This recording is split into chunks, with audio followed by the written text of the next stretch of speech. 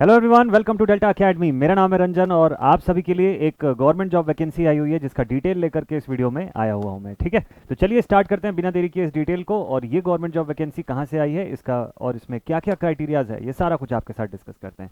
So this vacancy has come right away from ISRO, ISRO, Indian space research organisation, department of space, URSC की तरफ से vacancy आई हुई है। डिफरेंट डिफरेंट टाइप के पोस्ट्स हैं। पोस्ट की अगर बात करें तो साइंटिफिक असिस्टेंट की भी पोस्ट है यहाँ पर, साइंटिस्ट की भी पोस्ट है, टेक्निकल असिस्टेंट की भी पोस्ट है ग्रेड बी का। ठीक है, और ये सारी वैकेंसीज का जो डिटेल है आपको मिल जाएगा इनकी ऑफिशियल वेबसाइट पर भी, www.isro.gov.in के करियर्स के सेक्शन पर जाकर के आप यहाँ से डाउनलोड कर सकते हैं। मैंने ये PDF जो है डाउनलोड कर रखा है, तो मैं डायरेक्टली आपको PDF पर लेकर के चलता हूँ। इस पोस्ट के लिए, इस वैकेंसी की अगर मैं बात करूँ तो देखिए यहाँ पर अलग अलग कैटेगरी में ये पूरी वैकेंसीज आई हुई हैं। इसमें अगर बात करें साइंटिस्ट इंजीनियर की, ठीक है, चलिए लेट्स सी।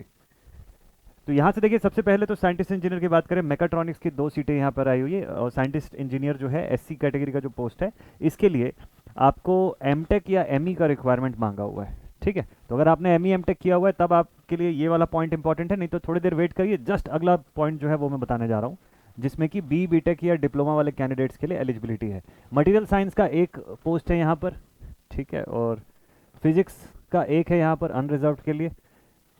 बात करें उसके बाद टेक्नीशियन बी की, टेक्नीशियन बी के लिए वो सभी कैंडिडेट्स एलिजिबल होते हैं जो कि ITI कर रखे हुए हैं।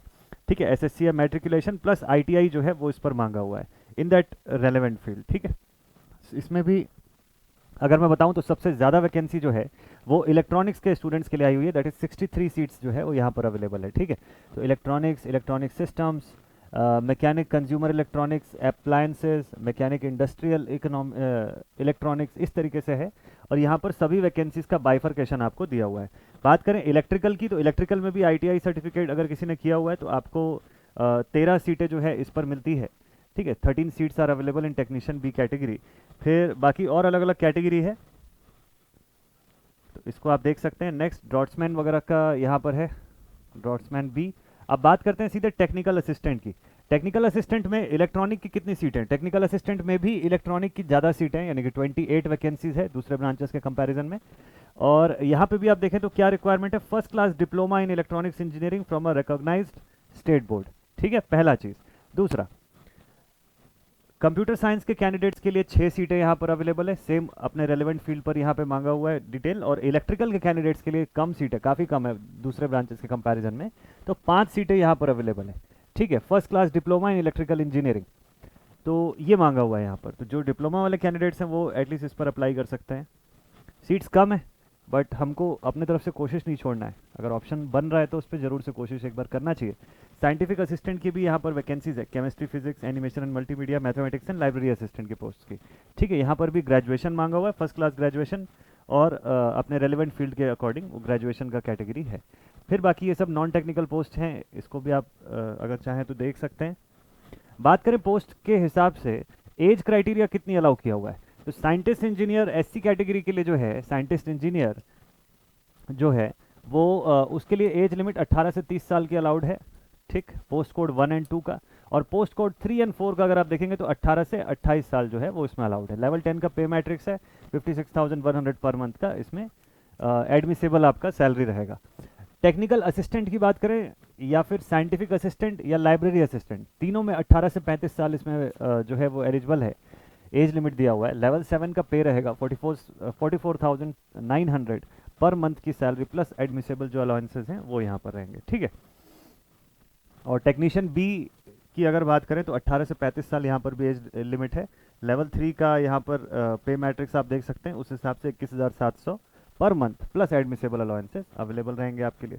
अप्लाई कैसे कर सकते हैं, जैसा मैंने आपको बताया कि या तो www.isro.gov.in पर जा सकते हैं या फिर www.ursc.gov.in, इस वेबसाइट पर से एप्लीकेशन आज यानी कि 10 फरवरी से शुरू हो चुका है। आप इस वेबसाइट पर जाकर के ऑनलाइन अप्लाई कर सकते हैं। करियर सेक्शन पर से आपको एप्लीकेशन का डिटेल मिल जाएगा। और एप्लीकेशन फ़ीस की अगर बात करें तो देखिए, एप्लीकेशन फ़ीस जो है नॉन रिफंडेबल 250 रुपीज़ है। ठीक है, for scientist engineer SC, technical assistant, scientific assistant post के लिए। ठीक है, लेकिन जब आप पे करने जाएंगे तो आपको 750 रुपीज़ पे करना होगा अभी इनिशियली। अगर आप रिटर्न एग्जाम दिलाते हैं तो इनकी क्राइटेरिया ये है कि after after taking up the return examination, अगर आप रिटर्न एग्जाम में अपीयर हो जाते हैं तो रिमेनिंग अमाउंट आपका रिटर्न हो जाएगा, सिर्फ 250 रुपीज़ जो है वो वहाँ पर आपका नॉन रिफंडेबल रहेगा। ठीक है, ऐसे ही नॉन रिफंडेबल फी जो है वो 100 रुपीज़ की है technician B, draughtsman, cook, fireman और एलवीडी के लिए।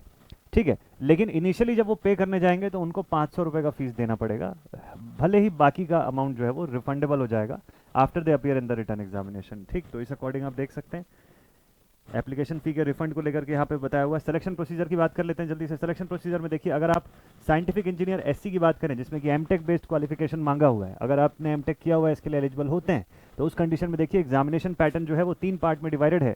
टोटल 100 नंबर का आपका पेपर रहेगा। फर्स्ट पार्ट जो है एरिया डिसिप्लिन पार्ट 60 मार्क्स का अवेलेबल रहेगा। ठीक है, एमसीक्यू टाइप ही क्वेश्चन रहेगा, 60 क्वेश्चन अवेलेबल रहेंगे यहाँ पर। बी बीटेक का 40% सिलेबस कवर होगा और 60% जो है वो एमटेक लेवल का सिलेबस जो है वो कवर होगा। Part B aptitude and ability test और पार्ट सी जो होगा डिस्क्रिप्टिव क्वेश्चंस। पार्ट बी जो है यहाँ पे भी आप देखें 20 मार्क्स और पार्ट सी जो है उसमें भी 20 मार्क्स पे बाइफरकेटेड रहेगा पूरा। ठीक है, लेकिन अगर आप साइंटिस्ट इंजीनियर एमएससी बेस्ड पर अगर जाते हैं तो यहाँ पर आप देखिए डिवीजन कैसे है। यहाँ पर भी 100 मार्क्स है, बट उसकी क्राइटेरिया 2 पार्ट में ही डिवाइडेड है कि एरिया डिसिप्लिन का स्पेसिफिक पार्ट है 80 मार्क्स का और एप्टीट्यूड एंड एबिलिटी टेस्ट जो है वो 20 मार्क्स का वेटेज होल्ड करते हैं। ठीक है, नेक्स्ट अगर बात करें इंटरव्यू जो है वो यहाँ पर इंटरव्यू का भी सीन अवेलेबल है। ठीक है, with a minimum of 10 candidates वहाँ पर होंगे। अगर इंटरव्यू के लिए बुलाया जाए तो 1:5 के रेशियो पर आपको बुलाया जाएगा। ठीक है, पोस्ट के अकॉर्डिंग। ठीक है, अब अगर बात करें कि technician B, draughtsman, technical assistant और साइंटिफिक असिस्टेंट के लिए एग्जाम पैटर्न क्या है, तो technical assistant, scientific assistant and library assistant के लिए 80 एमसीक्यूज इन 1.5 घंटे का समय जो है वो रहेगा। +1 और -0.33 की मार्किंग रहेगी वहाँ पर, नेगेटिव मार्किंग भी। और टेक्नीशियन बी और ड्रॉट्समैन का अगर देखें तो उसके हिसाब से वहाँ पर भी 80 एमसीक्यूज अवेलेबल रहेंगे, 1.5 घंटे का समय, और +1 for right answers and -0.33 for wrong answers.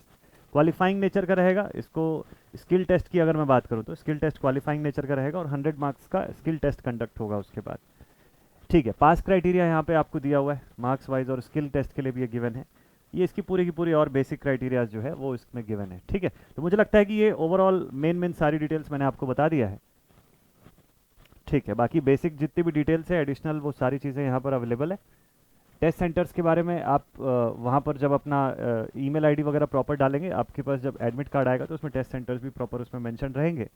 एक लास्ट थिंग ये कि जाने से पहले आपको बता दूं कि 1 मार्च जो है उस ड्यूरेशन तक एप्लीकेशन फॉर्म आप फिलअप कर सकते हैं। ऑनलाइन विंडो ओपन रहेगा अप टू 1 मार्च। तो आप अच्छे से देख लीजिएगा क्राइटेरिया वगैरह। आपको लगता है इसका फॉर्म फिलअप करना चाहिए, डेफिनेटली फिल कर सकते हैं। एक ऑप्शन है, एक अपॉर्चुनिटी है, उसे जाने मत दीजिए अगर आप प्रिपरेशन कर रहे हैं तो मिलते हैं आप सभी से अब नेक्स्ट वीडियो में। और अभी पिछले कुछ दिनों से आप लोगों के लिए क्लासेस और वीडियोस जो है अभी नहीं आ पा रही है, किसी रीज़न से थोड़ा सा बिजी हो जा रहा हूँ मैं। लेकिन अच्छी बात यह है कि जल्दी ही सारी की सारी चीज़ें मस्त तरीके से रिज्यूम होने वाली है। ठीक है, तो और ऐसे जो भी अपडेट्स आएंगे वो तो आपके लिए मैं time to time on time बिल्कुल लाता रहूँगा। तो मिलते हैं आप सभी से अब नेक्स्ट सेशन पर, नेक्स्ट वीडियो पर। Take care all my dear students और मस्त से पढ़ाई करते रहिए। ज्वाइन करता हूँ आप लोगों को जल्दी ही। Take care, thank you.